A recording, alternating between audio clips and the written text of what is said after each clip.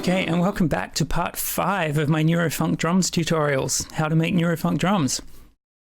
And we're finally here. We've got kicks, we've got snares, we've got hats, and we've got some other percussion. So in this one, I'm going to load the drum samples we made previously into some drum racks, and then use those to build some basic drum and bass beats and show you how that's done. Then I'm going to layer those beats with our sampled breaks and show you how to chop and slice those to get a really clean technical sound out of them, but still a lot of interesting texture and character. I hope you enjoy.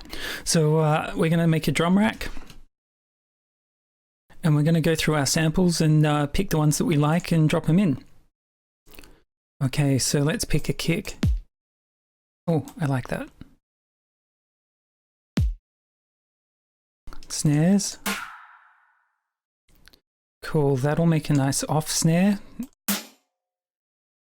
It's got a nice texture. Now you notice that we left the snares quite long. We want to really bring the envelopes in a little bit.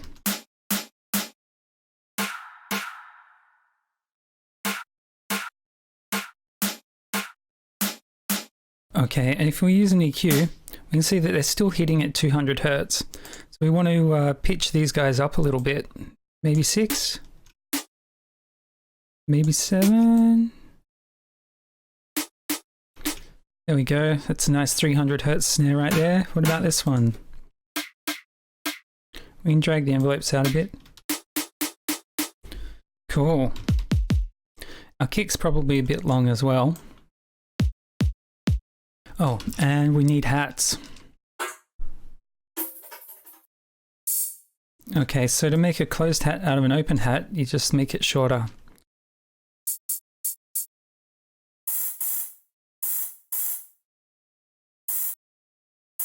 I'm going to fade this one in a bit too.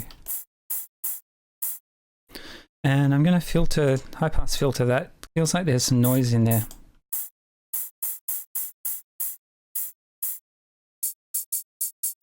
And this one as well, there looks to be a bit of junk.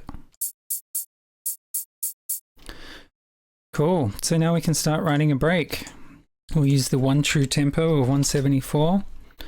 Pretty standard two-step pattern will get us started. And of course, from here, it's just a matter of filling in the gaps, really. Adding a bit of variation in velocities is really important, so it doesn't sound like it's just all the same samples triggering. Might get away with an open there.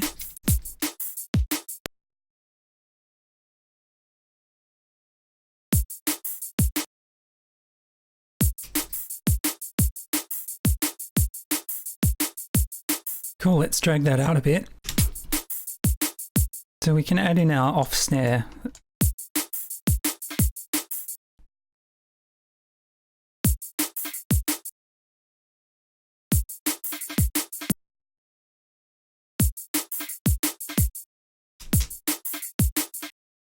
I'm not feeling this off snare. Let's find another one.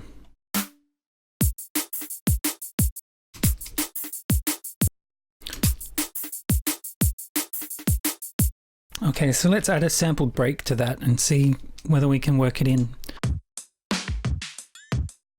Break 3 is interesting.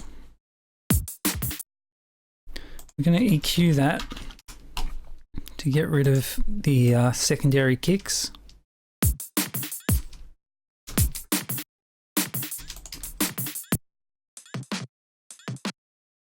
I don't like that.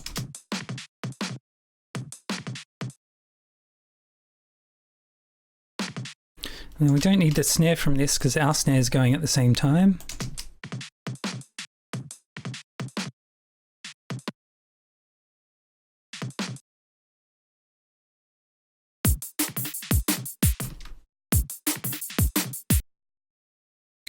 We can consolidate these clips and bring the volume down.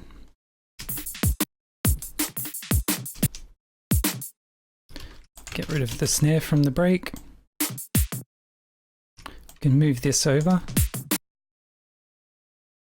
Where our sampled break is overlapping with our kick, we want to make sure that we take the transient off that.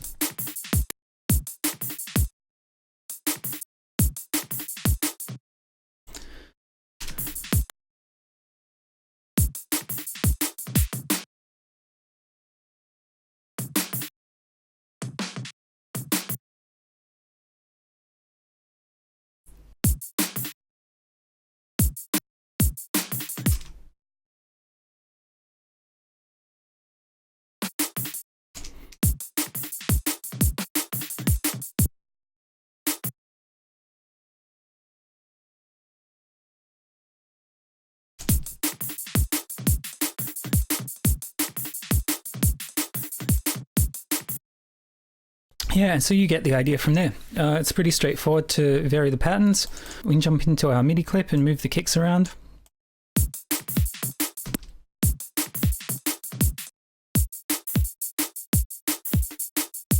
Of course, once you move the kicks around, you want to also change your sampled loop to match up with the new rhythm. So this was two-step. We'll call this almost swung, and we'll just recut our loop to match our new percussion. So let's see what that sounds like.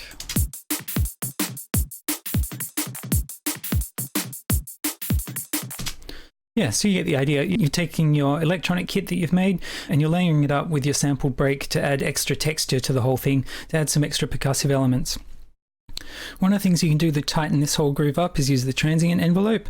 So if you switch it from back-forward looping to just forwards and then bring the envelope down, it'll actually tighten up all of these hits. And it'll only play from the transient to a percentage that you specify here. So at 100%, it sounds like this. But as we bring that down, it'll tighten up the overall sound of things.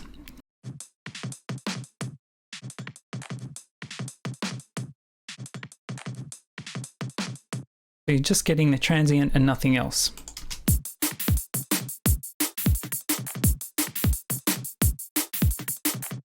One of the common ways that a groove is extended throughout a song is by adding some extra atmosphere in the top end. Usually that's accomplished with rides or just straight up noise. So we'll turn one of our convolution reverb hats into like a background texture that you'd add halfway through a drop to continue raising the energy without really adding much more to the loop. And we'll find a convolution hat that we like. That'll work. Okay, and we want to EQ everything we can out of this.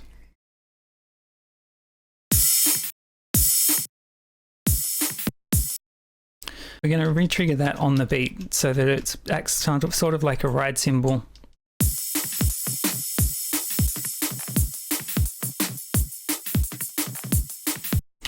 And one thing that's really great with these is you can push the stereo a fair bit. So we'll bring the decay time right down on a reverb, keep the dry wet nice and high. So we'll use utility to push the side signals up a fair bit so that it feels more stereo. So without and with. We can bring that up in level a fair bit. We don't actually need too much detail in this. It's kind of a sustained sound anyway, so just limiting it to death doesn't matter.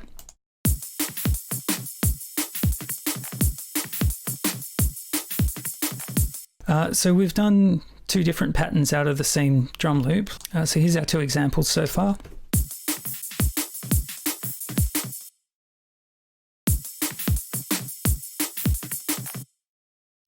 Okay, and we'll do another example. So we'll take our beat. Maybe we'll do something a bit more hip hop with it.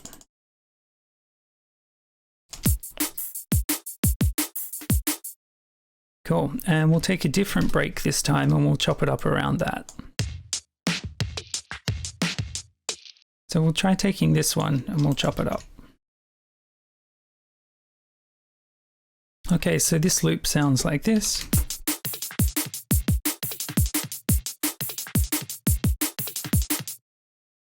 And if we copy our rides over the top,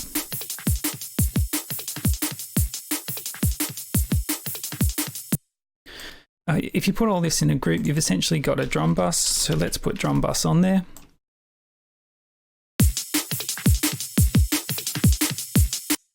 Let's tighten up this stuff. It feels a bit loose.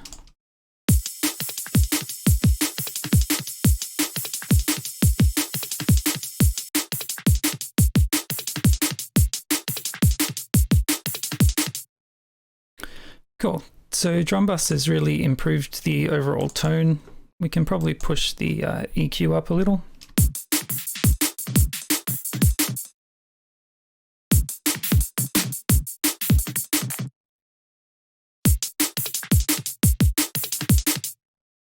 Cool. So depending on exactly which style you're aiming for, one of those might work for you, and I'm sure that you'll be able to make your own. It's really just a matter of coming up with some cool kicks, some cool snares, and making some strange hats, and then taking some sort of inspiration from a sampled break and layering it in around your kicks and your snares so that you're adding to the rhythm, but you're not taking away from it. I've resampled the loop so that we can process it further, just to show you how far you can take things like this.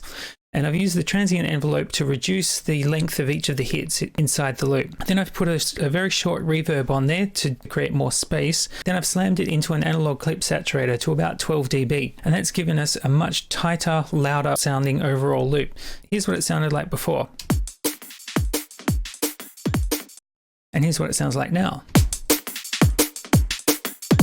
You can see that processing of the loop as a whole bus is really important to getting the final polished sound.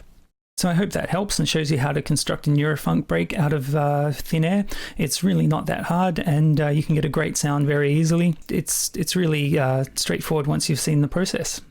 Hey, and so that's it for now. Kicks, snares, hats, extra percussion, and finally a Neurofunk break. I hope you've been following along and doing this yourself. If you've got any feedback, I want to hear it in the comments.